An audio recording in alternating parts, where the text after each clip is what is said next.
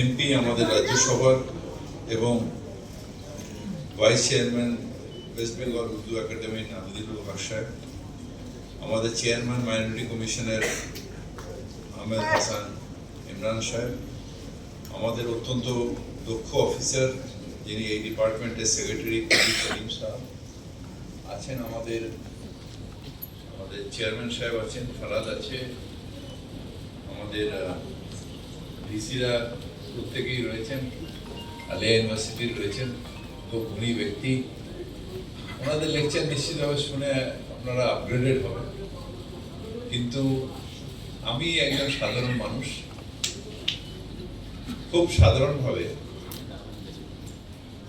আপনাদের সামনে দু একটা কথা বলে চলে যাব। আজকে আমাদের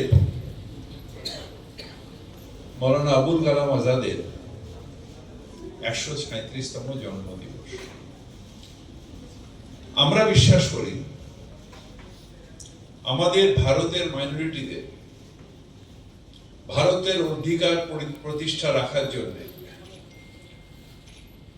আবুল কালাম আজাদ সাহেবের যে অবদান, সেই অবদান মৌলানার চিরস্মরণীয়।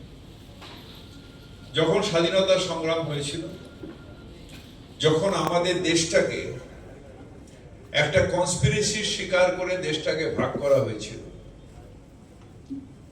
সেই কনস্পিরেসিতে যেরকম মুসলিম লীগ ছিল, সেরকম আরএসএস ছিল, ব্রিটিশ ছিল, সবাই মিলে আমাদের দেশটাকে ভাগ করে দিল।